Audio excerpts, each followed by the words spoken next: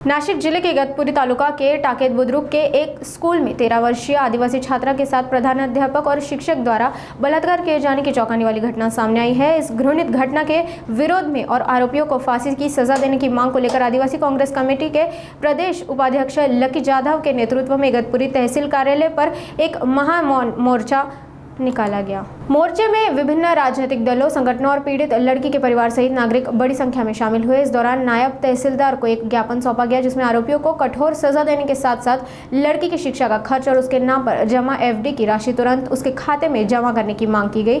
मांगे पूरी नहीं होने पर रास्ता रोको और उग्र आंदोलन की चेतावनी दी गई। इस घटना से इलाके में आक्रोश की लहर फैल गई है। मुख्याध्यापक 13 वर्षीय मुलगी वर त्यांनी जो अत्याचार केला आहे, ज्याचं मन संवेदनशील असेल अशा एकाही माणसाला ही घटना रुचणार नाही।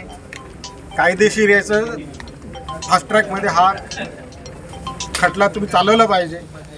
त्यानंतर पीडित मुलीला शिक्षणाचा संपूर्ण खर्च हा शासनाने केला पाहिजे आणि त्यानंतर तिच्या शिक्षणानंतर शासकीय सेवेमध्ये रुजू करून घ्यायची हमी आज सरकारने दिली पाहिजे। कारण त्या मुलीचा पण रिहॅबिलिटेशन म्हणजे तिचं आयुष्य या घटनेने अतिशय मलिन झालेलं आहे, तर त्याचं रिहॅबिलिटेशन हे सरकारने केलं पाहिजे, हीच आमची विनंती आहे।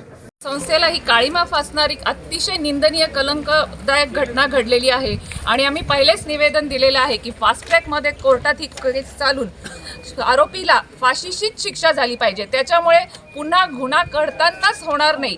विचार करेल तीनदा की आपण हात लावावा की नाही। आपल्या नातीच्या वयाच्या मुलीवर इतका घृणास्पद प्रकार केलेला आहे, त्याला कोणतीही माफी न देता लवकरात लवकर फाशी झाली पाहिजे। नाहीतर आम्ही अतिशय आंदोलन वाढून उपोषणाला सुद्धा बसू।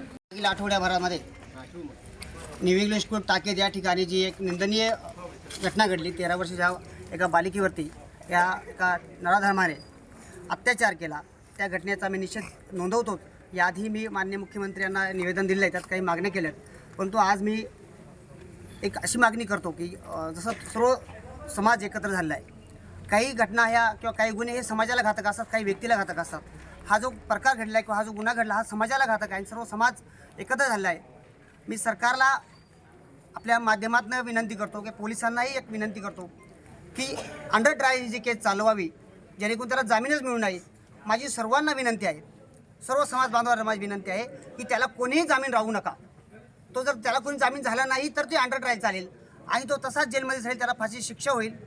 अन्याय हो शेजारी या दुनियेच्या बाजारी, अन्याय हो शेजारी या दुनियेच्या बाजारी, धावून तिथे जाऊ स्वातंत्र्याचा मंत्र गाऊ। मी सर्व समाज बांधवाचे आभारी यासाठी मानतो की आदिवासी मुलीवरती अत्याचार झाला, सर्व समाज बांधव उतरला रस्त्यावरती। आपण असेच उतरलो नाही तर हे अत्याचाराचे प्रकार घडत राहतील आणि आपल्या ज्या मुली आहेत, छोट्या छोट्या मुली आहेत, मला अशी काही माहिती मिळालेली आहे, पण तुम्ही ती माहिती आता जाहीर करू शकत नाही की असेही काही प्रकार नक्की असे काही प्रकार त्या शाळेमध्ये आधीही घडलेले आहेत। ही आपल्या जी बालिका पुढे आली, तिचे पालक पुढे आले आणि म्हणून आपल्याला हे कळालं।